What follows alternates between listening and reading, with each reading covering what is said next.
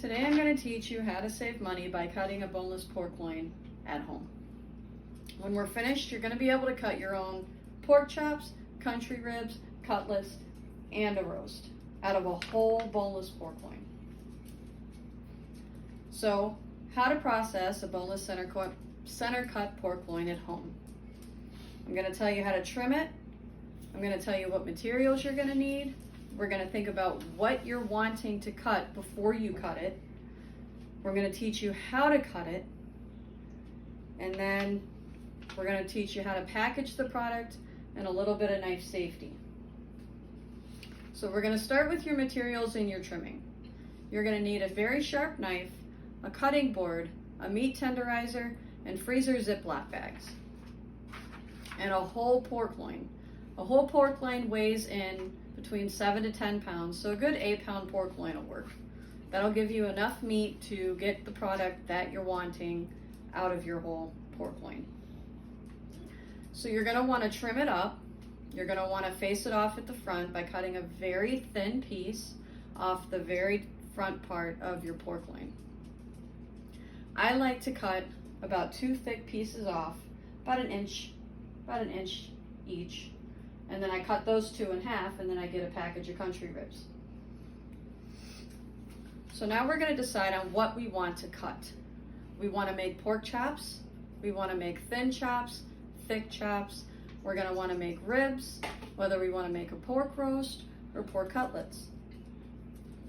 So once you decide on what you're wanting to cut, now we're going to talk about how you want to cut it. So, if you're going to want to cut pork chops, you're going to want them to be about 3/4 of an inch. If you want to cut thick pork chops, you're looking about 1 inch to about 1.5 inches. If you're wanting thin pork chops, your thin chops will be about 1/2 inch. And then your cutlets you can make from thin chops. You'll use your meat tenderizer, you'll smash it down to about 1/4 inch. Makes it a lot easier to cook. They cook faster and they taste a lot better. Your pork roast, now if you're wanting to use a pork roast, I like to use about 3/4 of the pork loin, whether I'm making ribs or chops or cutlets. I like to use the end of the pork roast or the pork tenderloin for a pork roast.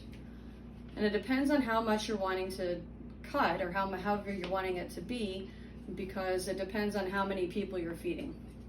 So between 2 to 4 pounds is a good size for a pork roast.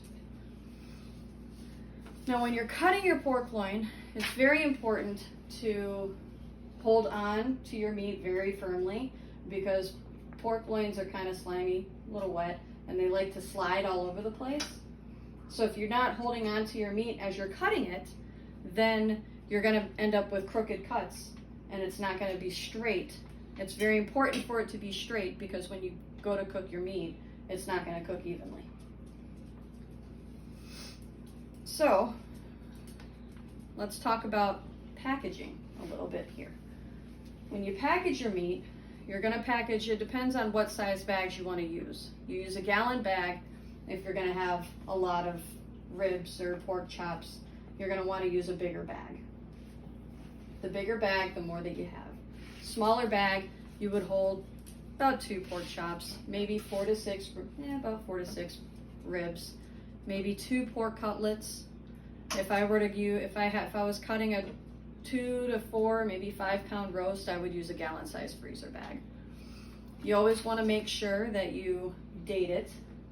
You write what's on there, because once you put everything in the freezer and you go to pull it out, if you don't have it dated and you don't have it labeled, you don't know what you're pulling out. I've been known to mislabel a few things sometimes, and I pull out pork chops thinking I'm going to make pork chops for dinner, and it turns out that I have ribs, vice versa. Done that quite a few times. So I'd also like to talk about safety. Safety when cutting meat is very important. Your knives are very sharp and you can lose fingers. I've done that before. I've cut the tip of my finger. I have a scar to show. I was in a hurry at work, cutting up pork to make pulled pork, and I missed the pork and cut the tip of my finger off, well, 3/4 of the way off, ran over to the sink, kind of pieced it back together, wrapped it up, went to Hurley. When they opened it up and they looked at it, they said, well, you did a really good job. You don't need stitches. All I had to do was super glue it back together, and now you can tell it doesn't really can't tell anything happened. So, as I reinstate, you know, you're gonna want to trim your pork loin.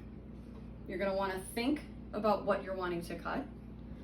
When you go to cut everything, you're gonna want to hold your meat, cut straight, and don't forget about your knife safety and your packaging.